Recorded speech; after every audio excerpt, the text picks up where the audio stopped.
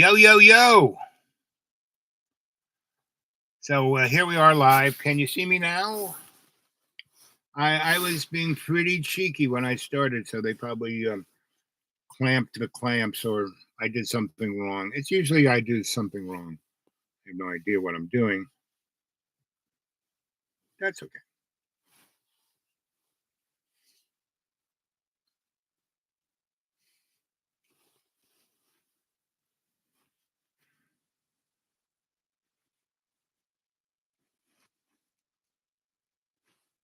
Yep.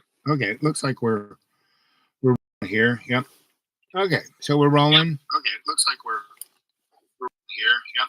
Yep. Yep. Okay. So we're rolling. Okay. Looks like we're here. Yep. Yep. Yep. Okay. So we're rolling. Okay. Looks like we're here. Yep. Yep. Yep. Okay. So we're rolling. Okay. Looks like we're here. Yep. Yep. Yep. Okay. So we're rolling. Okay. Looks like we're here. Yep. Yep. Yep. Okay. Enough of that. Uh, let's see.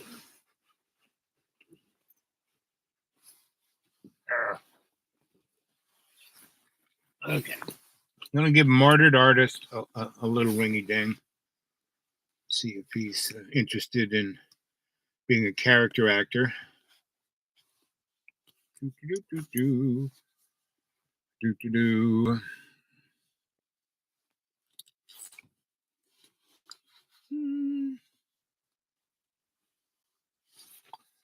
But I started. I did something last night.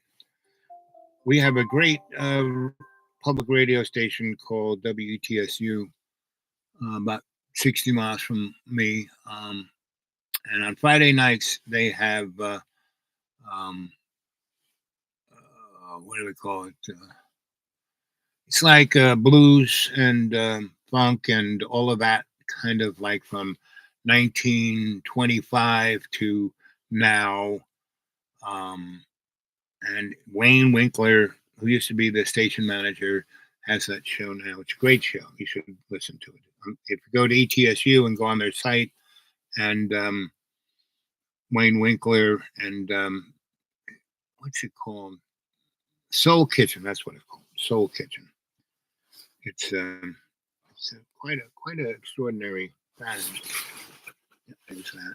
So that they're playing great stuff, and I was doing a running dialogue over it, and I put it on my recorder, and I was, using every racial, sexist, gender bending,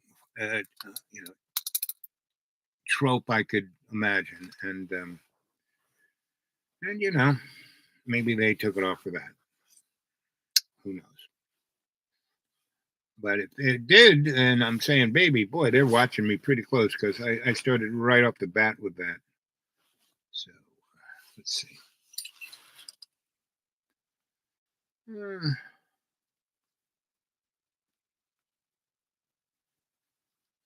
Boop, boop, boop.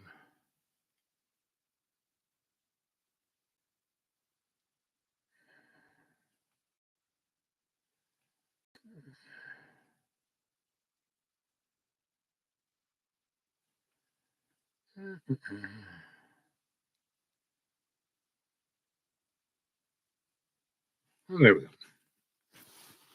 I'm calling Martyred Artist now.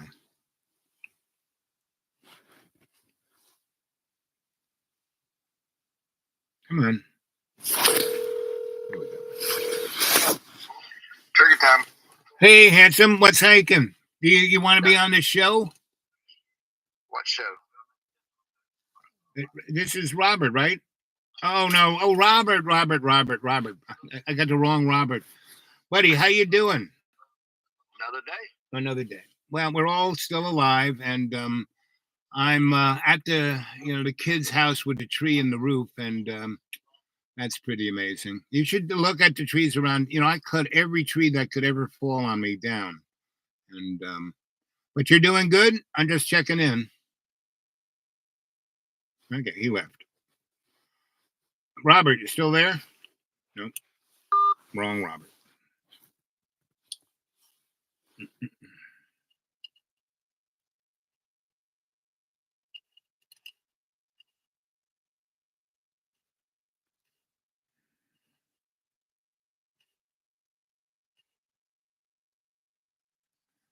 Can't find our boy.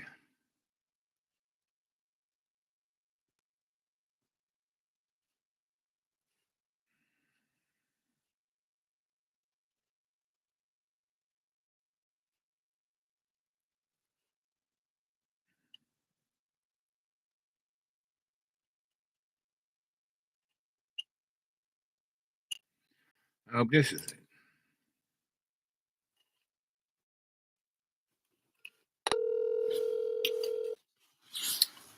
Do.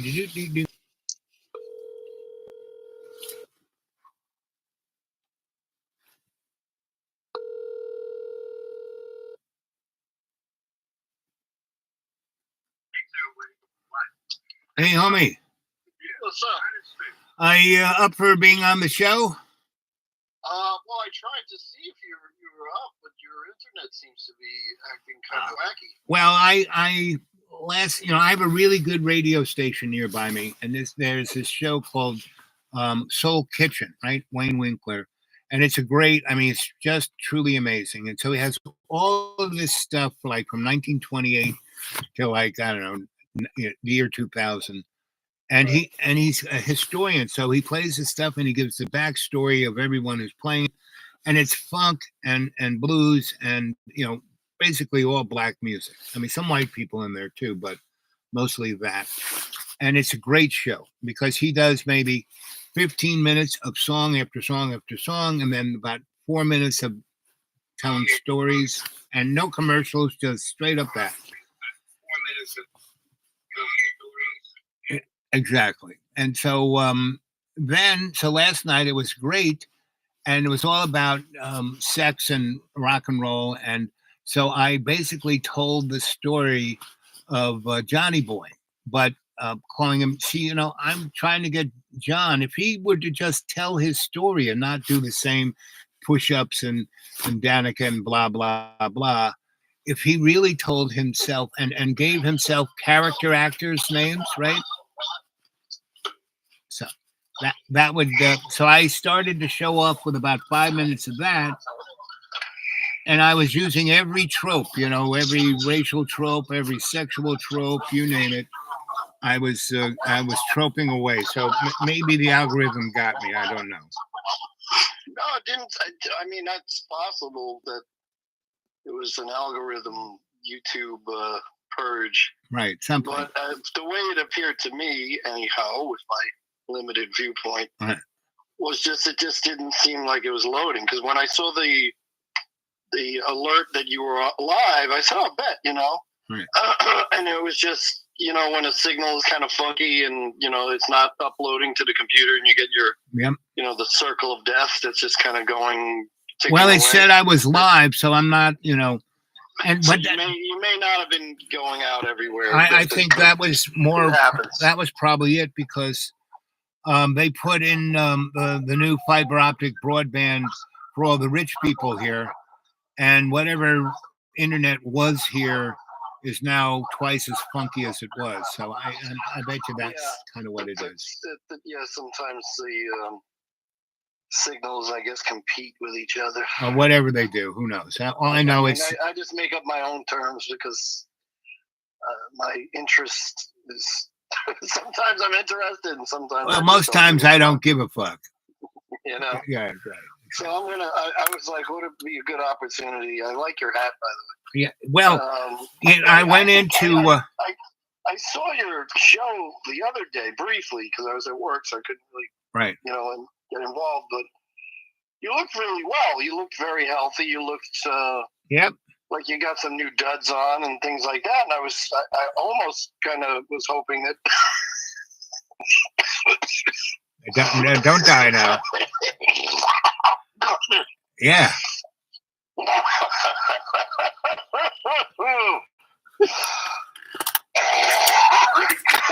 Yeah, baby.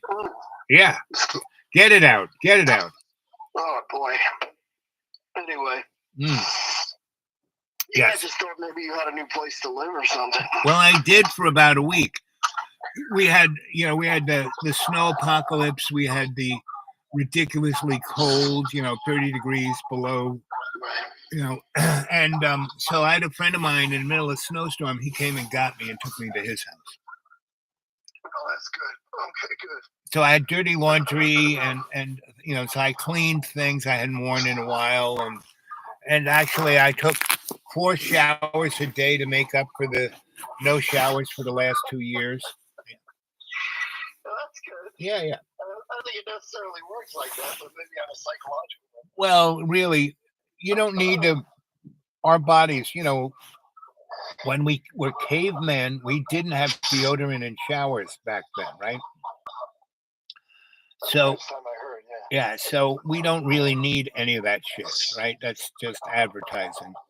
And it's also, it makes up for the... There's a certain limit when the bacteria can cause health problems without... Well, if you have the right, bacteria is our friend, really. It's just, the real thing is when we lose homeostasis, when we eat too many hot dogs and we're putting just shit in our body, that's when the bacteria go nuts, But if we're eating relatively well, then you don't need to take a shower, Oh, yeah, you probably got a good point there, because I would imagine that all the crap food, that's what's coming out of your body. Exactly.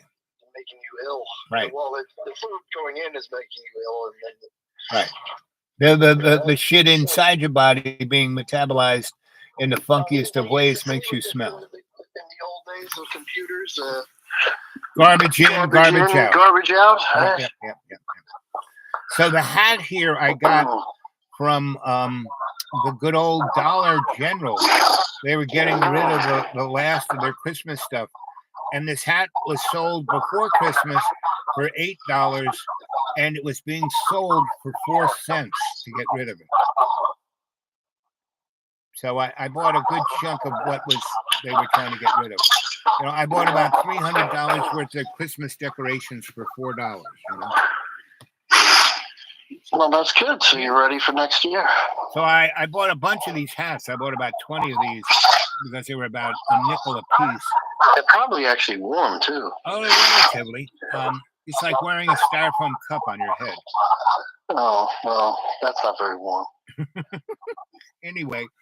So we'll call you Big Gulp instead of Al Bob. Exactly, Big Gulp. So I've been, as I went around on my chores today, I left a hat with individual people, and I told them that it was, so all of the holler stores around here have been bought up by rich people from California and Texas and turned into trendy pieces of shit that nobody goes to, right? Or nobody can afford to go to. So. And the holler folk who work there, they made them, instead of wearing their crappy clothes, they had to wear a uniform. Right. So I went into this one store that's owned by this really turdy guy, very anal retentive, and I stapled the hats to the walls and told the workers that when the owners come in and freak out, tell them that it was a sacred mojo, and if they keep the hat stapled to the wall, they'll make a fortune, and if they take it down, who is the don't come to financial ruin. Yeah, exactly. So actually, that's interesting. That just reminded me of something. And tell me what it reminded you of. Well, let me see if I can beam it psychically, and if you can get it in 5 seconds, then we won't have to talk about it. But if you don't, then I'll talk about it. No, I want the audience to hear. All right. Well, first I wanted to see if you can get the impression I'm sending. Okay, send it to me.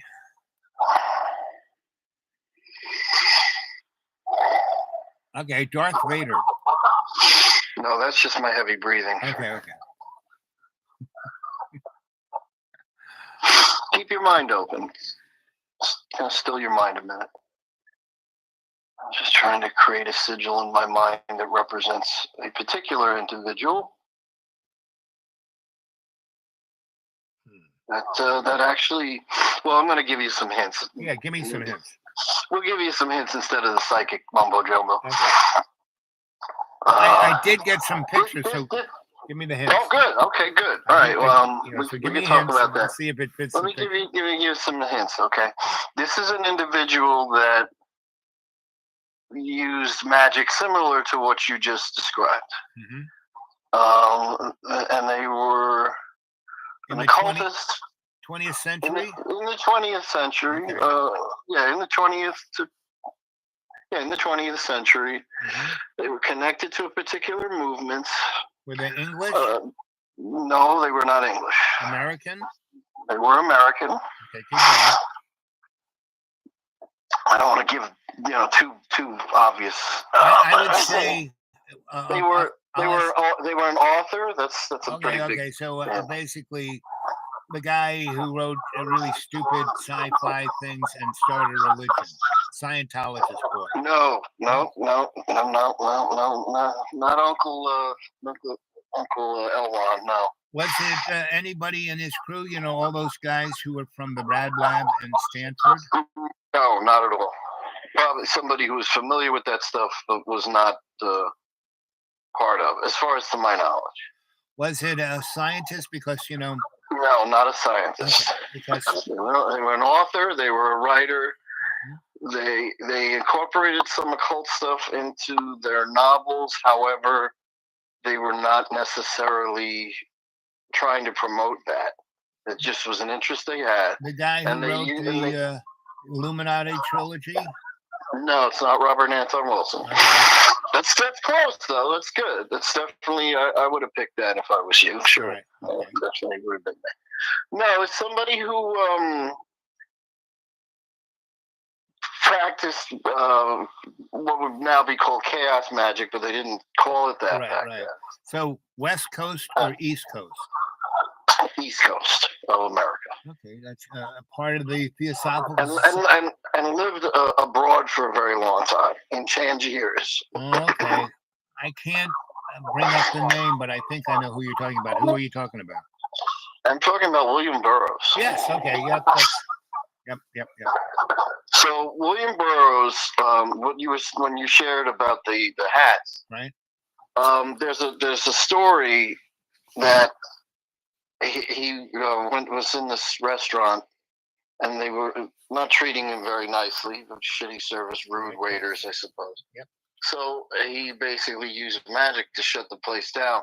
What he did is he took a photograph of the street and the front of the restaurant then you could see the adjacent two buildings that were on either side of it. So what he did is he took this photograph, and then he went home. The photograph was printed, of course, not like today. You can, right. Digital. Right. And he cut the picture, and he literally cut the restaurant out of the street, right. and just glued the two adjacent buildings together, so that and in a little while that place closed. Yep. So these things, you can do stuff like that. I've used magic. Now the question is, get jobs. I've done stuff like that. You can do stuff. So here's the question: there is a thing called Occam's razor, right? Where you have a thing like that, and you cut away all the extraneous stuff until you get, no matter how crazy it is, that's the answer why that place. So I would say, if I was looking at it, the most obvious reason why that place would go out of business, if the guy, they were treating Burroughs shittily, I'm sure they treated everyone else shittily, and because they did that, their business collapsed. Yeah, correct. I mean, there's the different schools of thought with that, right? It was like, okay, he was picking up on a, probably not even that much of a subconscious level, like you said. The pattern is obvious. The place, they're assholes. They're going to go out of business. Right. But maybe on an unconscious level, it's like, okay, I'm feeling that this is coming. And, a lot of people, when they say, oh, I have a psychic impression, that can be a psychic impression. Shit. And then it's not like when you turn around, you're like, oh my God, it came out of nowhere. You investigate these things further, Occam's razor, right. You realize, of course, it's very obvious. But sometimes even though it may be the most Occam razor thing, other little component parts like the psychic mumbo jumbo jujitsu is also a component part. Yeah, I mean, it's kind of like what came first, the chicken or the egg. Right. He recognized this was an impression, created something, and then maybe even pushed that circumstance that was going to happen. Maybe it expedited it. Yeah. You know. What would our I've seen what that, would our Indian mobster friend say? Oh my God! I forgot about him. Oh, he would probably say something like, "Use whatever is at your disposal to crush your enemy." Yeah. You know, and if that was in the arsenal, do it. You know, that would probably be his response. What would Beauregard say? Well, I think he would probably say something along the lines of, "Sir, how dare you? Why would you treat me as a patron of your restaurant so shabbily? Well, sir, there was going to be a rain of retribution come down on your head. And I hope I can take whatever I can to facilitate your destruction."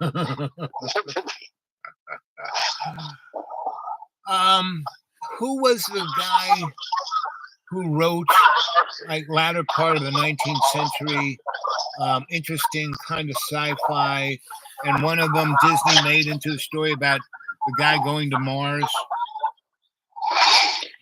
Philip K. Dick, I think you're talking about. No. This is the 19th century.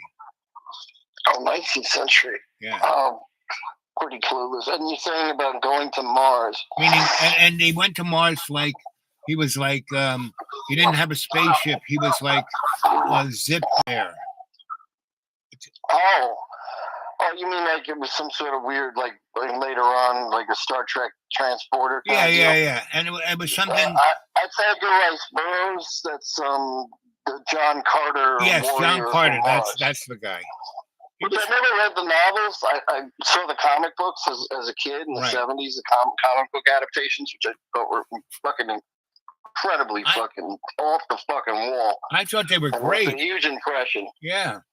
They just were just so, like, it was, I mean, even my memories of it now, it was like, that gave my child mind, like, a good fucking, man, it fucked me up.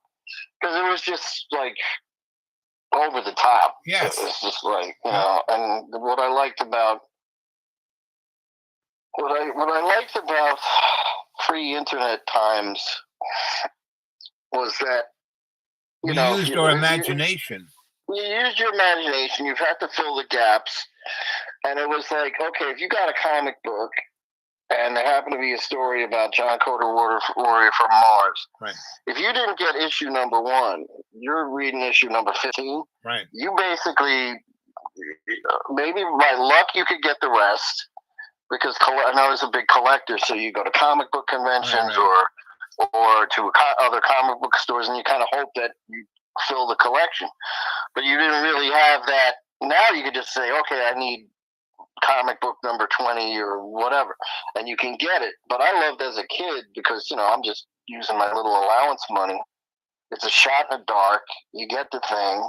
It may not even be very good, right? But you take a chance. You buy the book, and I enjoy that, and I'm trying to harness that kind of ambiguity and actually create a lot of joy from it rather than be all frustrated. Isn't that, why isn't this happening, and why isn't that translates? But would you say that's the more positive side to chaos theory? Well, explain to me what chaos theory is, and I can give you an answer. Well, chaos theory is exactly what you just explained. Where you're injected into something like on volume 4, and you don't know what the first 3 were, and you don't know what the other ones are. So I guess that it's the chaos theory. What I said is, that is the positive part of it, because if you can kind of get into a practice or a consciousness of enjoying filling the gaps to what is being presented through the imagination, that can be a lot of fun. Yeah. And it can change your emotional state from that of like, oh, I'm frustrated, I'm confused. Why isn't this going my way? Right. This is, and this can translate to other aspects of our lives. Like, for instance, I'm at work and there's some problems with the computer. And as silly as it was, I just said to myself, you know what? You don't really talk to the computer very much. You kind of just expect a lot from it. And I said, you know what? I think maybe I'm just going to anthropomorphize the computer. Exactly. And every time like I was going to hit authorize on a document that I was completing, and I used to kind of hope, like, I hope it goes through, because then there's certain billing codes that if it doesn't go through, it has to be done manually on a fucking DOS system, which is archaic as shit and very time consuming. So I just started to pet. It's the computer's not even a laptop; it's an old tower. And I felt bad. The little guy, he's under the desk, and he's next to my trash can. And I was just like, no wonder he's kind of being pissy with me. Right. I put him next to the trash can, and I got barely just, I got all these things plugged into him. And I was just like, you know what? And I moved the trash can away from the computer. And then just before I would hit approve, I would just pet it. I would say, hey, listen, I've been very neglectful. And, we got to work together, so I'll do my best. I can't move you from underneath the desk, but I'll move the garbage can. Maybe I'll just clean you a little bit more often, and we can work things out, And whether or not that had an influence on it or not, again, doesn't matter in terms of. But I made the experience much more interesting and fun and humorous.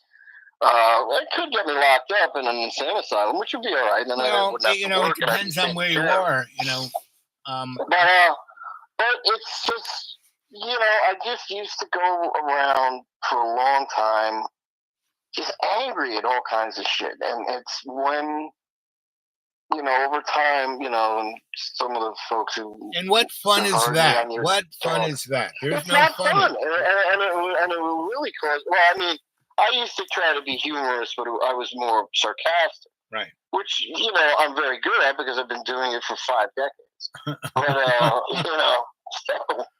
Well, the thing about sarcasm is when used appropriately, it's great. It's one of those things that you want to be sparingly. It's like using. Well, the problem with I may agree with that, but I definitely need adult supervision when I'm using sarcasm. Yes, it's like using hot sauce on everything. I can usually hurt myself pretty badly. Yep. And unintentionally hurt others, or intentionally hurt them. Right. If I'm on a fucking rant, forget it. But Yep. Yeah, it's just observing the thoughts, and just it's just wild. You're like, okay, there'd be instance where a computer was having a problem with different jobs I've been in. And my head would go to, like, I'd just get really angry and maybe break something or fucking just go into a fit. But then when I would slow down and just be like, what's really, what's the thought behind that? And it's usually like some shit like, I don't know, why did I get picked last for fucking baseball when I was a kid? Or like, so there's like some dumb shit that has nothing relative. But did that bother you? Going on. I got picked last because I didn't want to play baseball, and so that was my answer. I was going to qualify that a little bit, but right. Pretty much all the things that I didn't care about or didn't want to do, it didn't matter to me. And the things that I liked doing and was positive about it, I'd be right in there with the crew. Sure. Well, I kind of had to trod that path myself. And you catch hell if you don't kind of participate in the things that you're told you should participate in. Especially if you're young, you're a little kid, and you don't have a lot of agency. But I had more agency than I was consciously aware of by just not doing it. And it's just be like, wow, and I put up with a lot of shit, but I did choose to do it. I could have just kowtowed and done these things. Did you ever Meaning, so I was, in a household that was very controlling, and I was, very Catholic surrounded, blah, blah, blah. But I would just say, sure, whatever, and then go off and do what I wanted to do. And that, that was pretty much in the household. And I would be very positive overall. But no one knew that, like my dad, he thought I did everything he told me to do because I said, yes, sir, right away, sir. Whereas my brothers and sisters who were teenagers say, I'm not doing that. And they'd have a big fight. I never fought anybody. And I just went off and did what I wanted to do. So that was my motif. And I still kind of use that, but I'm a little more, the real key to realization of happiness for me was when I realized that it was the we and me, Can you explain that? The we and me? Well, the bottom line is when I was about 4, I realized my life wasn't about me. And it was about the we. So it was the we and me. So I would respond to the world around me with seeing everybody as the we and me.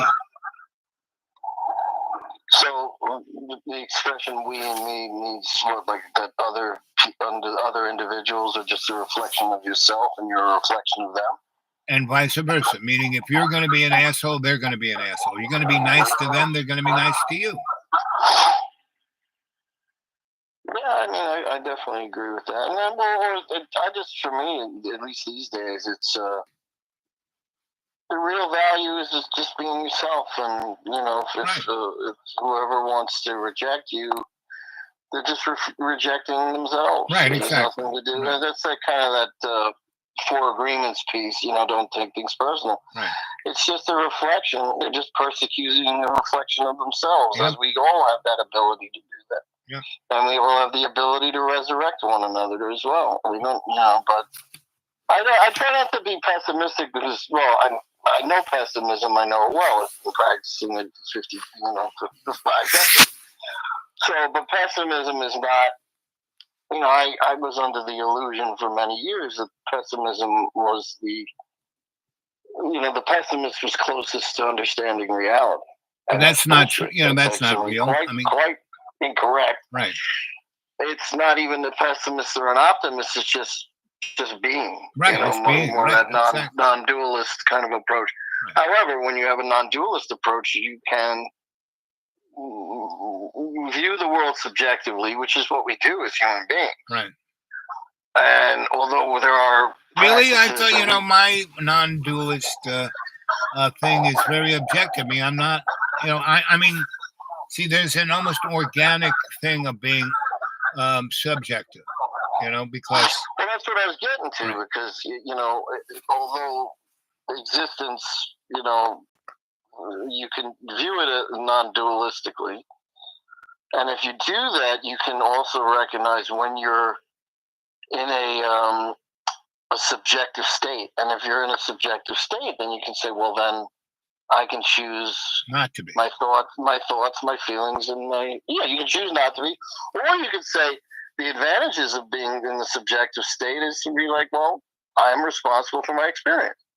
But see, most people who are in the subjective state, they're not responsible to anything except, I want it this way, No, they don't even recognize that they're in a subjective state. Right, exactly. Because they're going through life thinking like, it's got to be my way. And they wouldn't even have the honesty or the self-honesty to even say that. Right. They'd just be upset or whatever, I've gone through all those gates. I'm just grateful that a lot of that shit is behind me. Now it's more of a maintenance of the grace, for lack of a better term, that I've been given, and the miracle of. I was at a really nice recovery meeting last night, and there's this young man who's I think he's got under a year maybe of sobriety, maybe just about a year. And I'm watching a lot of the insights that he's coming into and he's sharing about, and kind of reminded me of my own journey. I guess that's the we and me. And yes, so exactly. I really cottoned to this young guy, so I tried to give him some support and whatnot. Yep. And he just said, through coming to the meetings, the groups, he recognized, he's like, when I come here, I don't have to put on a performance. I don't have to be up on a stage. I don't have to have X amount of money or an education or this or that. I can just be myself. That's right. It's miraculous. Yep. It's miraculous. And it moved me to tears because I identify with that myself. But then I just kind of have realized over time, since I've been doing the sobriety piece for 16 years, I'm finally waking up to the fact that I don't just have that feeling when I'm in a recovery meeting. I have that feeling almost all the time. Well, that's because you get that feeling. And now that I've kind of moved on from my marriage, even more so. You get that feeling when you are connected to God. Correct. Yeah, because God is, that's the best way to say, that's the most accurate way to say it. Yep. When you get that feeling when you're connected to God. Because ultimately, that's the center, right? If you don't put you in the center, right? If you put you in the center, you're fucked. If you put God in the center, you're going to do well. And that's the we and me. The we and me is you're not putting the you in the center. No. Well, it's the way I heard it explained to me, which really helped, was comparing to like what happened to Galileo, right? We had the heliocentric model, right, of the solar system, and he proved that, and everybody, the church got really upset because they wanted the Earth in the center. So just as much frustration and violent outbursts and attacking people who proved the heliocentric model to be accurate, to be the truth. It's the same thing when people are resisting God. It's like I've been at the center of my life, in my mind, for 5 decades. Well, I got clean when I was 38. So when I kind of woke up to that shit, I was like, there is a built-in resistance to that because you're questioning your reality has been upended. It's like, no, buddy, you're not the center. God's at the center. And that can be very daunting and scaring, but once you get past the daunting and scary part, it's very liberating. Well, it's interesting about Galileo and science. Basically the church wanted to be the center of the universe, right? Not God, but the church. And exactly.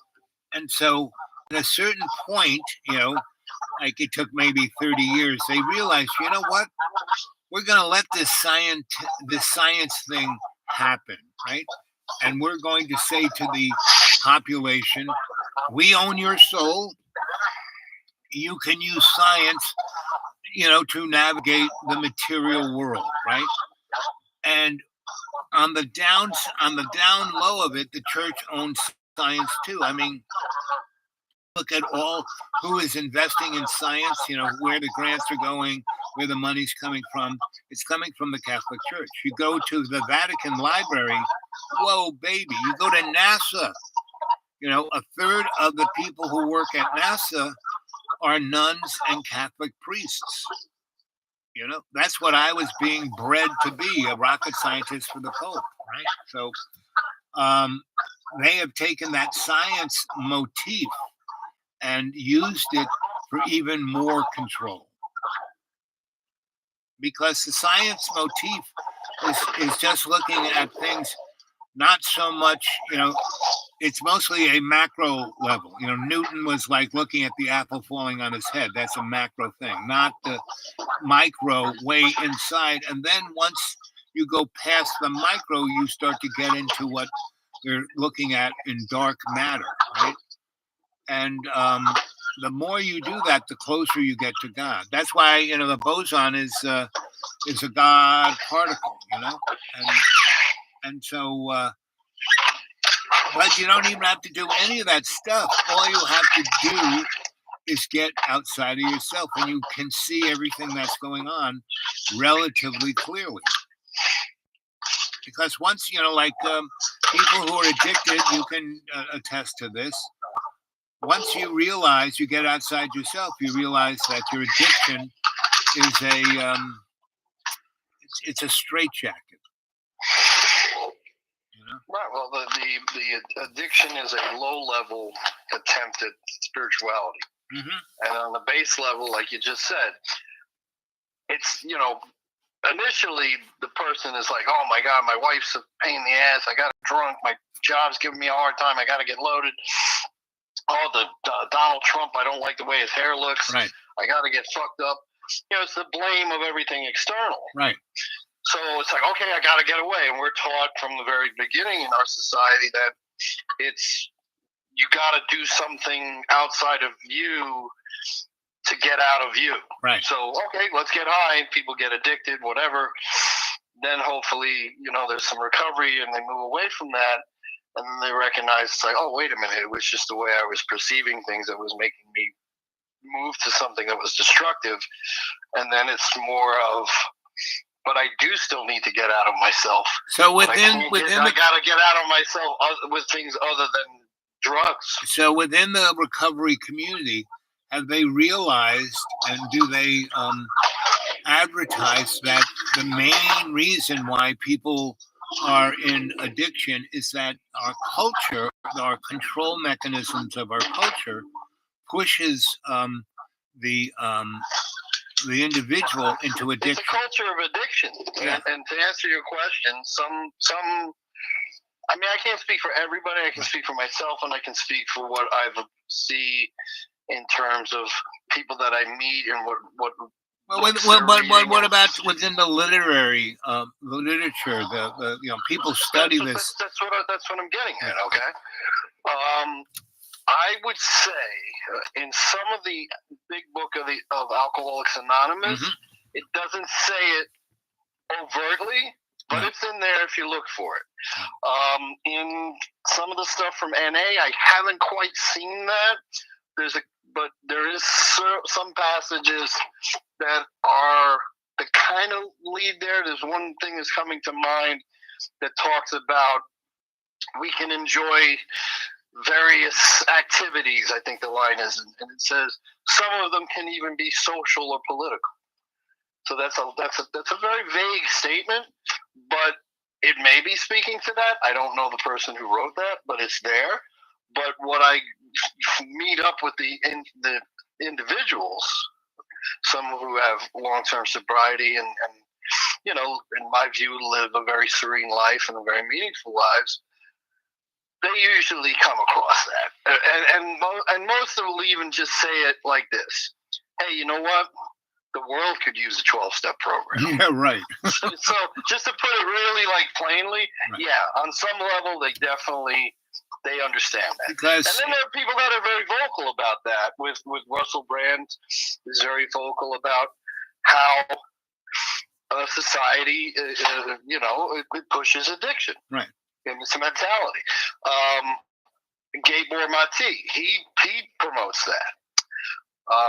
The people that I associate with in the 12-step community, we're all about that. It's more or less, it's definitely, and a lot of people like if you look at somebody like Malcolm X, for instance, right.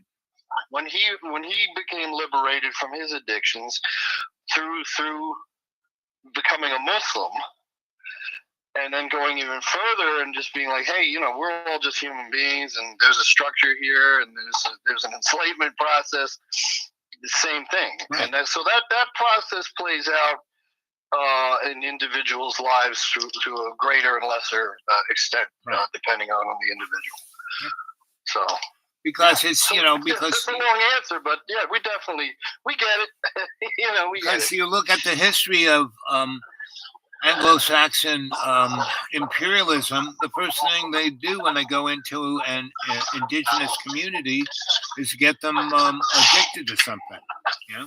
Sugar, white flour, alcohol, and then hard drugs. Sure. But it's funny.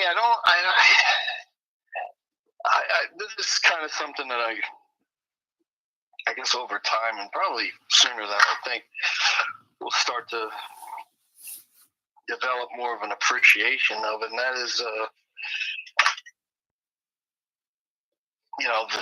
who is the enemy, quote unquote, right? The man, like, why?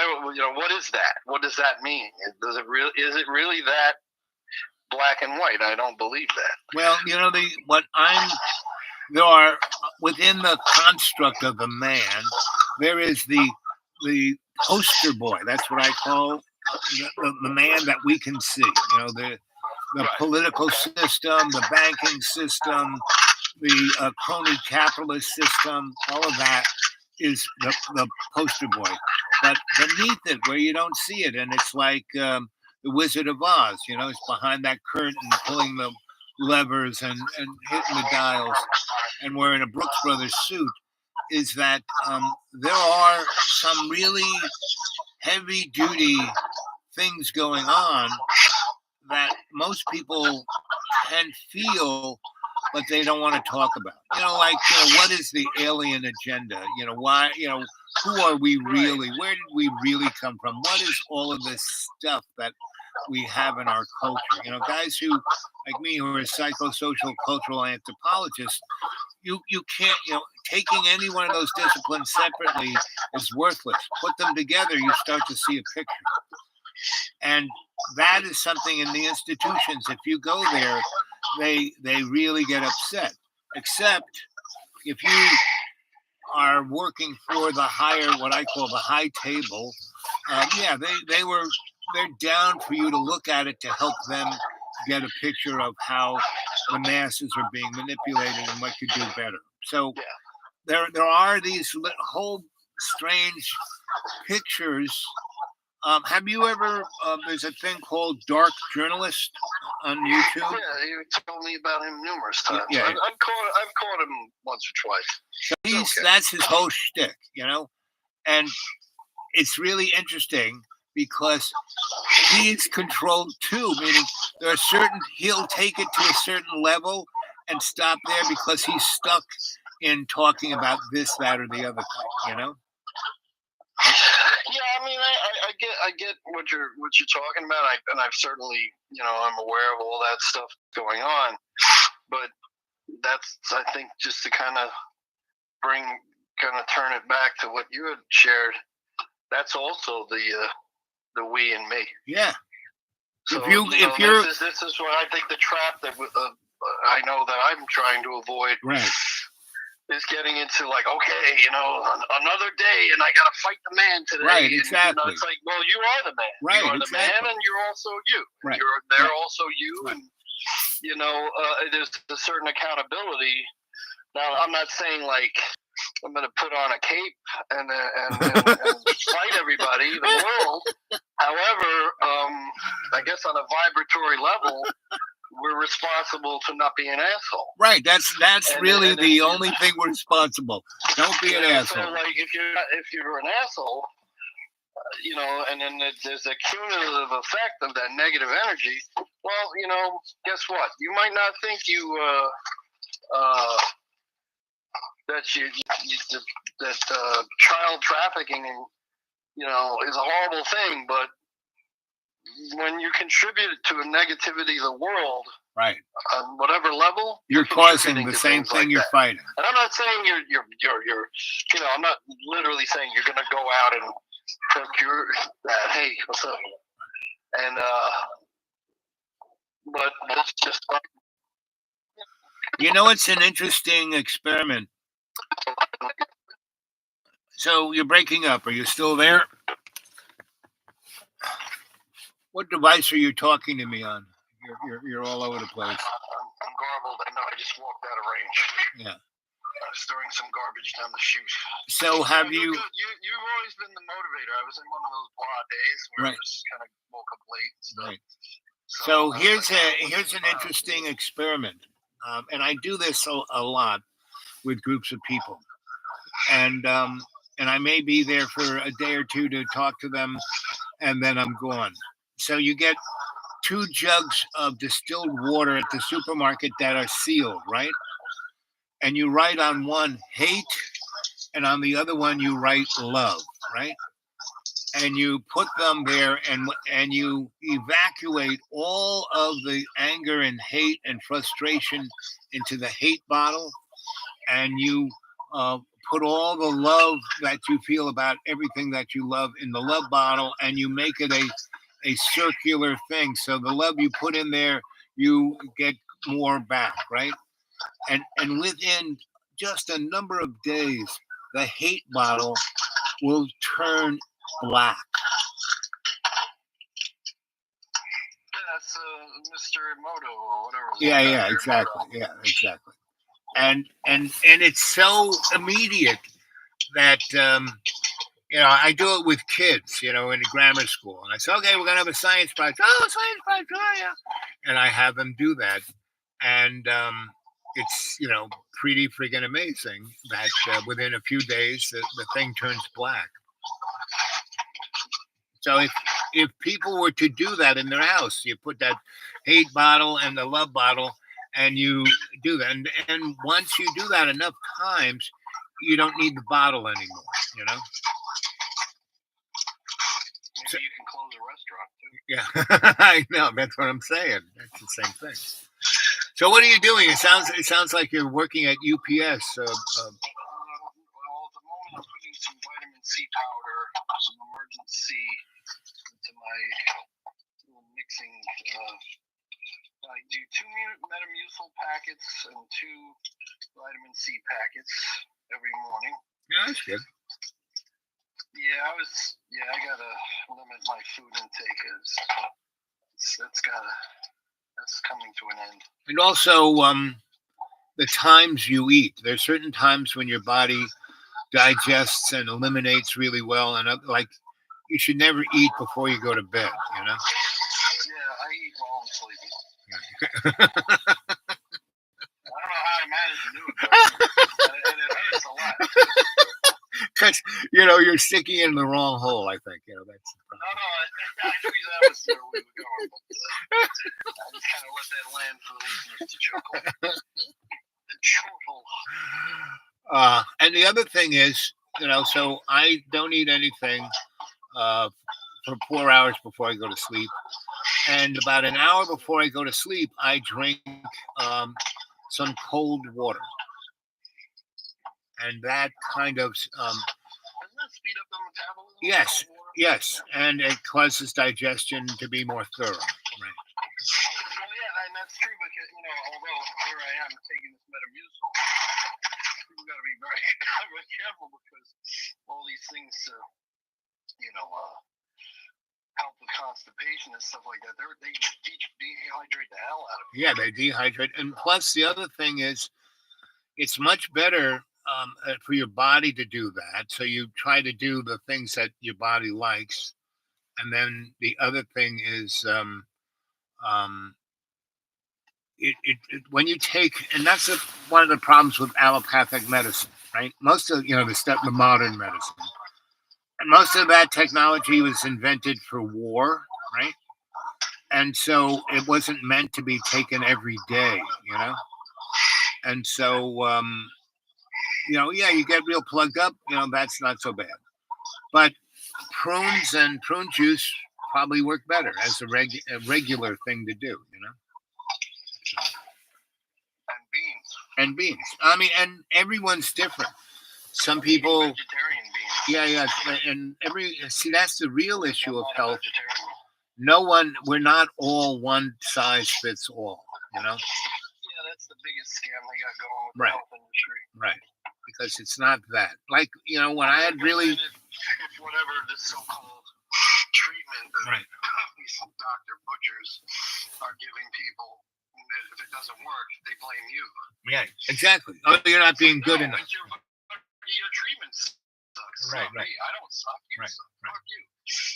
So that's why, when I put myself in the hole, basically... and cut my legs off and take 20 feet of my colon off, and I'd have to shit through a bag and all the rest. I, basically said, no, I'm not doing that. And I took responsibility, and it took me 4 years, get myself into things. But my legs are totally messed up. But 6 months after that, I was in a wheelchair all the time, right? You won't be able to walk. I started to walk with the metal clamps on my leg, and then, and now I just have the kind of soft one. So yeah, well, I mean, I don't know. Hold on a second. Really good. So everything's good? Yeah, I'm doing all right. I haven't taken a dump yet, but once I do, I'll be fine.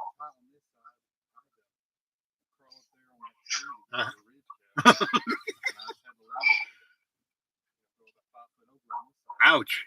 Well, you made it out alive. Yeah, your signal went down again. Yeah. Yeah, your internet is not well. Right. So, okay. Well, that's better than what it was. Yep. Okay. Well, I got some good news. What's that? Although it says that you're going out live, Uh-huh. the signal is like shot. But I think after you're done, yes, it'll put it up there. You'll be able to see it because I spun it back a little bit and I could see the recording. So Right. Now I can, when I look at my laptop and I look at it, bottom line is I've been moving around a little bit because I was getting tired holding it up. And I'm outside this guy's house. So the signal, it's like my phone. If I move it a bit too much this way or that way, I lose this phone signal. But I was just talking to one of the guys working on this guy's house. My friend's house got hit by a tree, and it really took it out big time. What did it do to provoke the tree to hit it? Well, no one believes me when I tell them this, but all of the flora and fauna is dying here. Tree, they go, how can that tree be dead when it's got leaves on it? And I said, you don't understand that, it took the tree 70 years to get that tall. It's not just going to fall over dead like your mother, it's Oh, you're awesome. That's great. It's just not going to fall over dead like. So the tree, it was, looks just like all the other trees, and it didn't snap, it didn't break.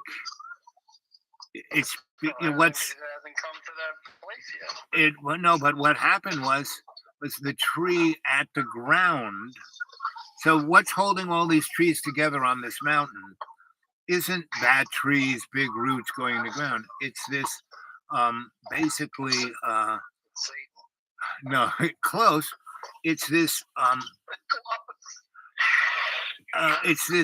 trees are all interconnected. Their roots are all interconnected, and there's a macro phyla that is it's macro. It's so they communicate to one another. Right. And so that's what holds the tree in the ground. Which is not safe. No. And so and that's the first thing to go within the dynamics of the environment, of like, what's so, like 50 years ago, this had the most diverse, it grew amazing plants everywhere, right? It was the most richest everything. And then, the corporations came in and turned it all, it grew every vegetable known to man, and Birdseye and all those guys were here freezing the shit up. And then the big corporation came in and just grew GMO feed corn, soybeans, and Christmas trees. And, sprayed Roundup on everything. And you do that for 50 years, that's why. So the tree, all of that micro stuff that holds the tree in the ground is all dead now.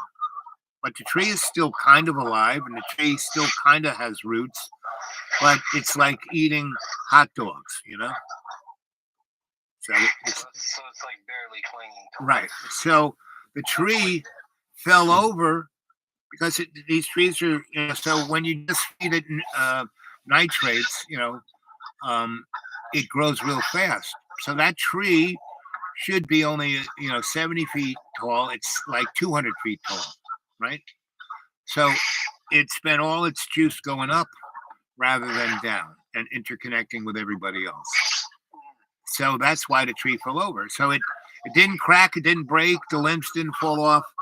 It just, I'm looking right at it. The ball is it just tipped over and smashed in the house. And oh yeah.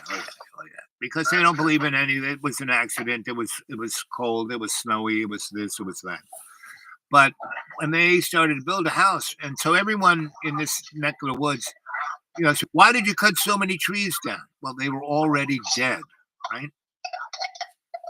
Now, and when I said they're all dead, but they have leaves on them, well, I cut them down so they wouldn't fall down on me or anything else. You know what I mean? So, and it also gave me a lot of light. It made my garden grow better. It made my herbal. I have all these medicinals growing on one side of the hill, and it's it's what it is. So, but no one, see. Peggy Gravel, look at all these trees taking up my oxygen. Right. How dare they? Right. I want every blade of grass covered in concrete. Right. So it's that's and it's been like a ball, a snowball going down a mountainside. Meaning, when I got here 25 years ago, that was just starting to happen, right? And now they've gone in and corporations have bought up every square inch, and they're cutting all the trees down, and they're building houses everywhere and spraying, Roundup on the blah, blah, blah. So, I don't know. That's why the tree fell on that guy's house. He was building it. I said, you should cut, these trees down. So, and that was about 10 years ago. So now he's probably like, yeah, guess you were right, Al. Well, see, I didn't, when I talked to him, I didn't rub it in. I didn't say, you remember when 10 years ago? No, I didn't say you rubbed it in. But hopefully he was like, yeah, I guess he was right. I don't know if he remembered it because maybe not. Right. It's like all the people who build houses around here, and I kept saying, you should put solar panels on your house. And, right. And, only 2 people did it, and every time I see them, they go, "I'm really glad you got me to do that because I got tax abatements and my electric bill is 1/10 of what it is." And that's good. Yeah. Yeah, we got solar panels and our electric went up. I think somebody was lying. Well, it's all about the municipality. I mean, you have Con Edison, right? Yeah, it's definitely it's a con man, all right. So that's what they really meant by con. Right, exactly. That's totally what they meant. It's telling you straight up. Right, it's telling you straight up. Because I was a master electrician in New York. I knew those guys real well. And when I was in Cooper at 16, Cooper Union, 10th Street goes all the way from 2nd Avenue over to the West Village diagonally, right? And Cooper owns all of those brownstones, right? So we invented a new type of wind turbine that the Dutch used 600 years ago before the sails, and put them on all the ledges because these were all 19th century buildings that had ledges. And so we put it looked like a Cracker Barrel. We put hundreds of them up there, and that was the wind thing. And we were making enough electricity to, give all those the 80 houses their juice, right? And we invented the digital electric meter. When we were making more juice, it was selling it to Con Edison, and when the wind wasn't blowing, Con Edison, because you kind of need a utility for that time when the winds ain't blowing. But we did all of that. This is in the 70s we did, no, the 60s we did this. And Con Edison sued Cooper Union for doing that. And Cooper had enough money to fight them all the way to Supreme Court. And that is why today there is a solar and wind and digital electric meters in America, because Cooper Union fought the utility companies for 40 years and won. But we wanted to go way further than what happened, you know. They haven't done what we wanted to do, so but they'll get around to it. Or not. Or not. It'll be what it is. It doesn't matter. No, that's the big deal. It doesn't matter. The we and me is what matters. It doesn't matter. Right. The we and me is what matters. That's what I'm really coming to understand. Yep. None of it matters. Just go about your business, and sure, all you got to do is what I do is I leave everything up to God, and I just do what God tells me to do. That's the only way to go. Yep, that's the only way to go. Literally, it is the only way to go. Exactly. That's what's so stupid about it. And, you know, so I belong to 3 different churches, and I watch them. None of them do that. You know, they want to make it into a litigation between you and God. You know, take the Bible. Or debating society. Yeah, or debating society. Or like, let's interpret it this way. Right. Like there's this fellow, very nice young man in my neighborhood. He's a pastor at a Lutheran church. What flavor of church? A Lutheran. Okay, yeah. I think that's akin to pistachio, perhaps. Yes, exactly. Yeah. But whatever. Yeah. You know, it doesn't matter. But it really doesn't matter. That pisses so many people off. That used to piss my wife off all the time when I would say that, but she didn't get it. You know, she was just, oh well, you know, I'm like, right. Well, you know, it doesn't matter. No.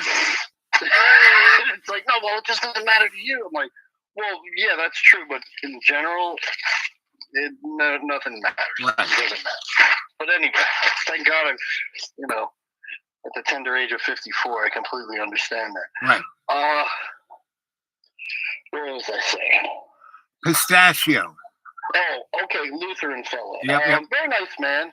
And I'll admit, you know, when I reached out to him, I was at a crisis, and I'm very grateful that God sent me, and he put us together, right, in each other. And he reached out to me because he's, I haven't heard from you in a while, and you know, I'm like, oh, thank you. And I was asking about because I want to have a baptism. You know, I baptize, right. But I just want to say, you know, just enjoy the ritual, and you know, I use ritual as part of my own personal magic, and right. So I you know, my spirit's been telling me, yeah, you should do that. You know, and I've actually acquired a nice white robe and some stuff. And yep. So I'm probably going to do that through this evangelical church that I'm connected through this Bible study that I do on Zoom. I've never actually been to the physical church, but my pastor, which is another pastor that I'm really close to, my pastor Cynthia, she was like, yeah, Robert, you know, I'll let you know, and you can take the classes online, and you can be baptized. No problem. But this fella, he was like, well, you know, in our faith, you only get baptized once. The only ritual that we continue to repeat is communion. Blah, blah, blah, blah, blah, blah. I was like, you know, and he's texting me, and I get it, you know, I'm not trying to diminish, you know, what he's about. That's cool.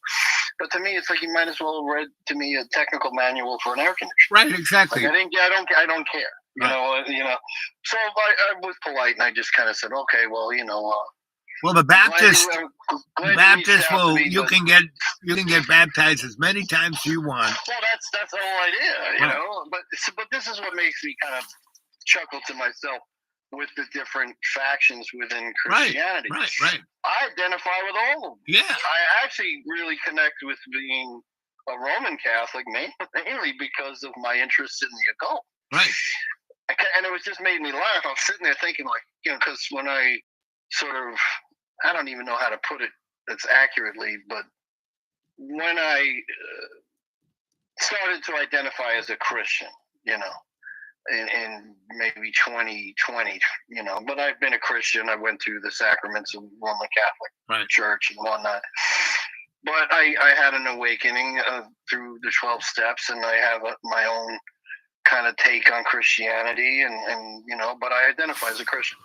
But I sometimes will say some of my Christian brothers and sisters may not agree with how I conduct myself within that. That's their purview. I don't give a shit. Right. I guess what I'm getting at is, well, with the Catholic piece, I was just kind of, because I'd already been interested in the occult and all these other things. It's like, well, of course you were, because you were indoctrinated into that as a kid. So you're looking at all magic and stuff, and it's been in your life since you were a little kid. And I'm looking at John Dee, and I'm looking at Aleister Crowley, and I'm looking at all this, and I'm like, oh, I don't know, I should probably not be into this because I'm a Christian. It's like, brother, if you're a Roman Catholic, you definitely understand the occult.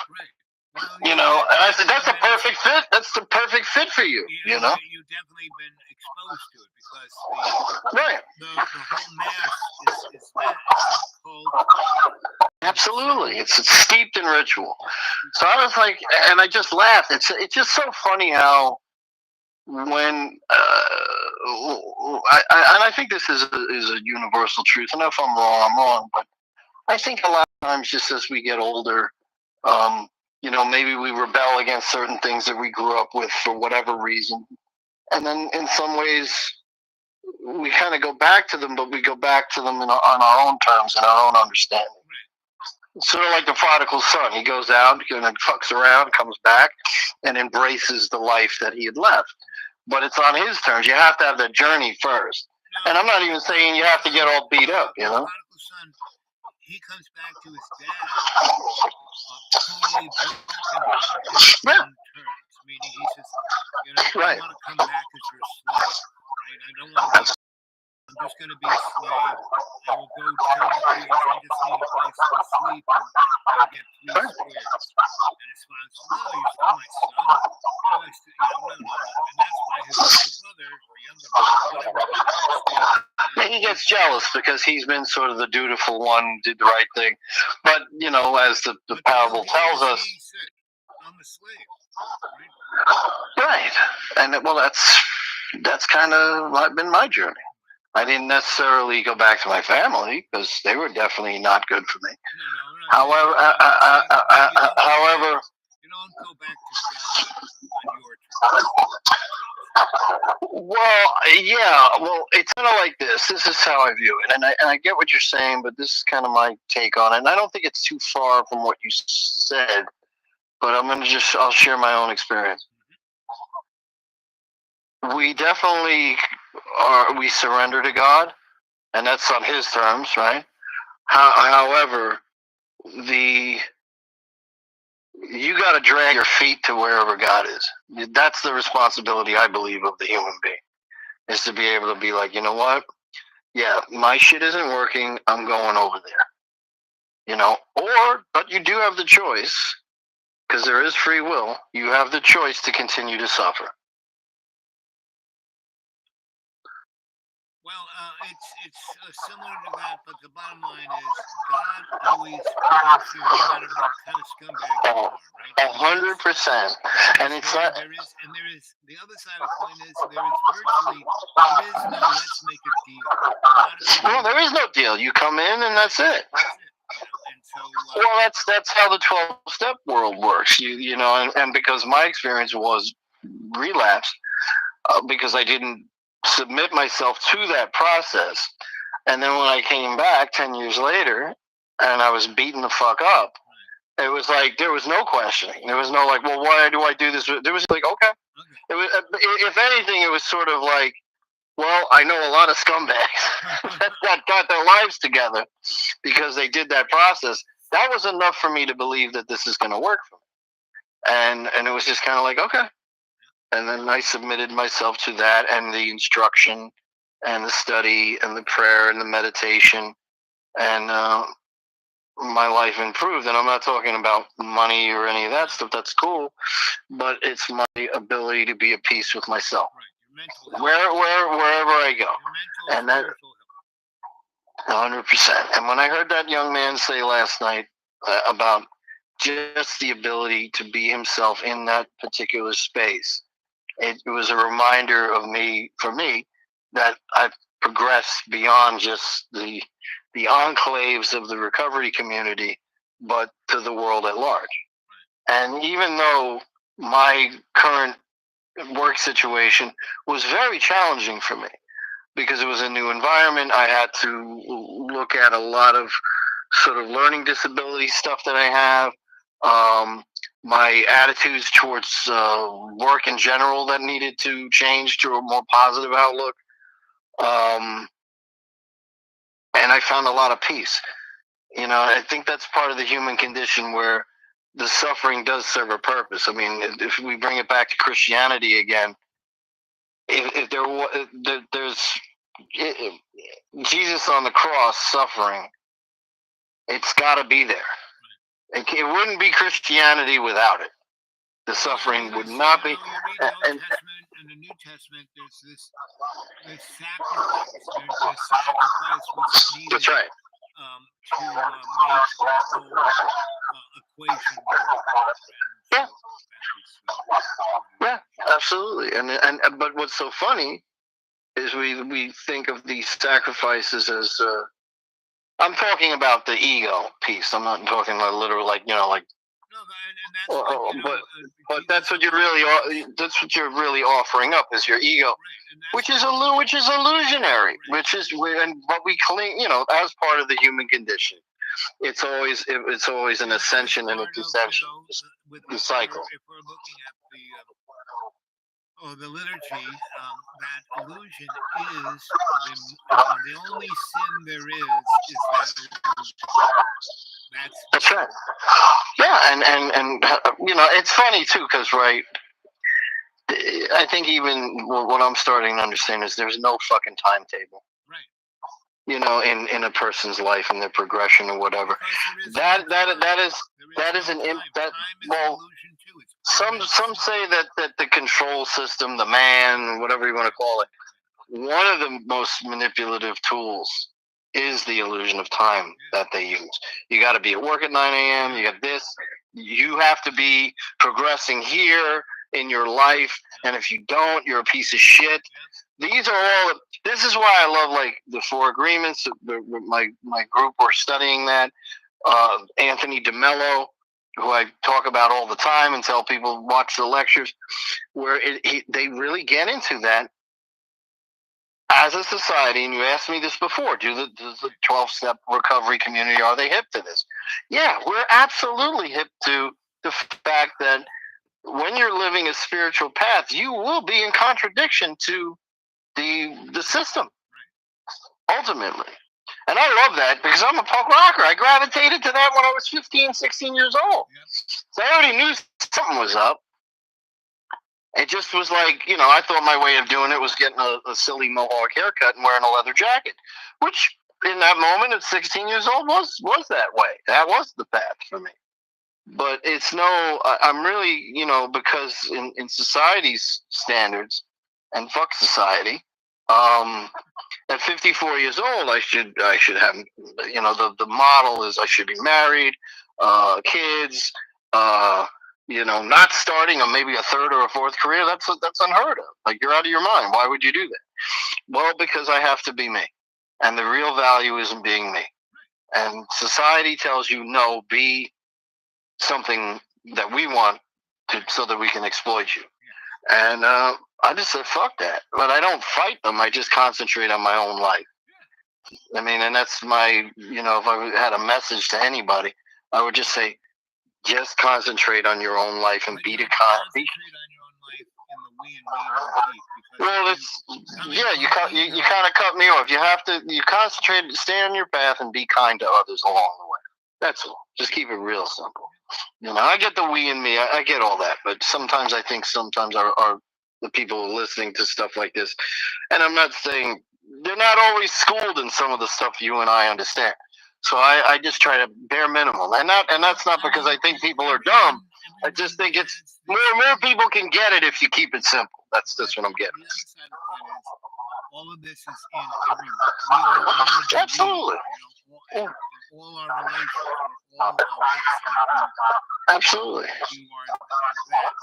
It's not really dialectic. No. It's nuts and bolts experience. Well, it's gnosis, right? To get fancy again. That's what it did, and it's funny because in the big book of Alcoholics Anonymous, there's a chapter. It's called "To the Agnostic," right? And it basically tells you this is not going to work unless you have God. I mean, it says it straight out. Other recovery literatures are a little bit more. They're not as direct, but I appreciate that because I know for me that's the only way. I gotta have a God in my life. God has to be at the center at all. Someone bigger than you. And but what I like that when you look at the word agnostic or not, it's just someone who is in doubt. And I don't want to constantly be in doubt. Certainly when it comes to God. I can be in doubt about certain things I'm not aware of, but I really don't want to be in doubt to the point where I create a lot of anxiety within myself and make myself ill. And that's what sin is. I mean, that's why people die. They have taken, it's all about me, my ego. But I think to just not, in the beginning of a process of faith, I guess, put it like that. You come to believe, that's what they say in 12-step world. We came to believe a power greater than ourselves can restore us to sanity, right? So it's about a belief. Then over time, that belief becomes faith and becomes trust. And then I like to use the term, it becomes gnosis. It means to know. And that's why when in meetings they say we share our experience, strength, and hope, our experience. It's gnosis as experiential knowledge of a connection to God. And it's, for me, it had to be that way. I can't have a flimsy sort of like, a Santa Claus God or a sky God or something that I can't relate to. It's got to be on a personal level. I heard this was a very interesting interview I found online on YouTube. She's a musician, and she used to be on a reality TV show. She's a tattoo artist. Her name is Kat Von D. She recently embraced her Christianity again, so it caught my attention. It was on the feed.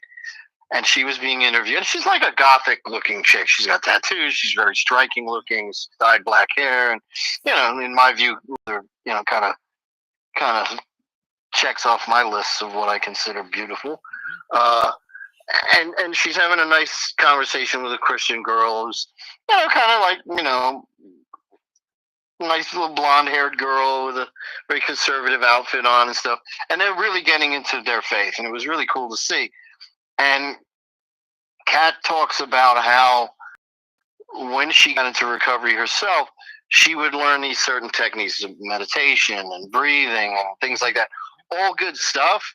But she came to a place where she realized, like, these are just Band-Aids. They're helpful, they're useful, but she needed to have a personal God.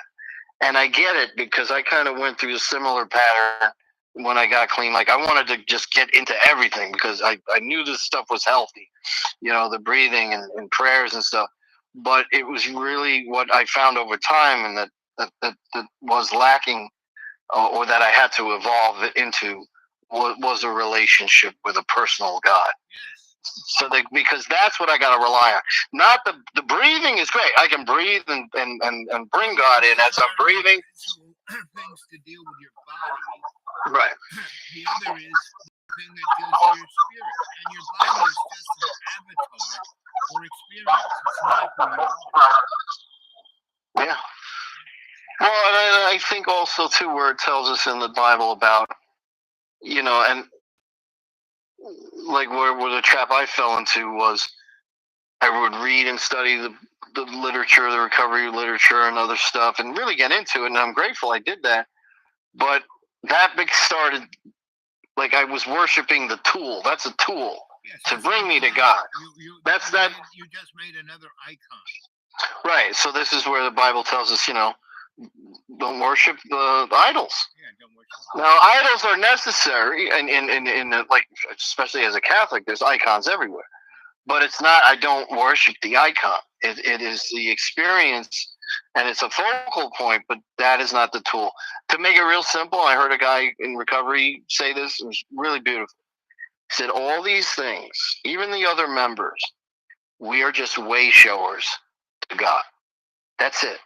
And that helped me to really understand, like, I can stay engaged in this process of learning and growing and all that stuff, but recognize that God is doing the changing.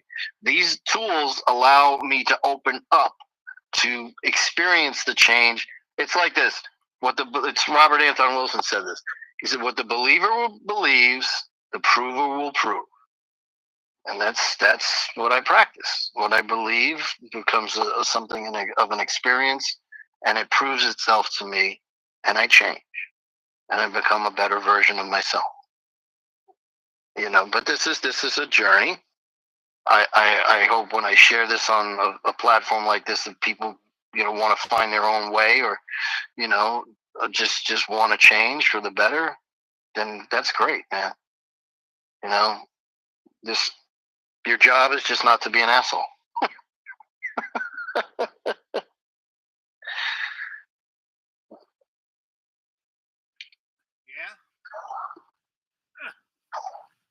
Yeah, you always would come at the right time. You motivate me. I was being real slothful. Yep, that's me. And hopefully you come to New York City one day. Basically my whole life is whatever God wants me to do. Yeah, it doesn't mean anything. I mean, it doesn't matter. You'll have fun, or you could come visit here. You might like break the urban pattern. Yeah, that might happen. But I'll go where God thinks. Not having a vehicle that can go more than 40 miles. Yeah, well, and I don't drive, so that's one of the reasons I don't go to those places. Yeah, I have absolutely no interest in it at all. Asheville's the big whoopee place. Pretty much every big city flies direct to Asheville. Right. It's the last train to Asheville. The monkeys, right? Yeah. Yeah, exactly. Well, I gotta go. My batteries are all about to die. All right. Well, thank you for having me on the show, man. I appreciate it. Yeah, we're doing all right. What do you got to say? Okay. What do you got to say? So I let you say most of it. I only chimed in here. All right. Well, thank you for letting me vomit all over the show. No, you didn't vomit. You brought forth some interesting experience. Yeah, Metamucil's good like that. All right, everybody. Choose to be well, and remember, it doesn't matter. Later, buddy. I'll meet us. Yeah.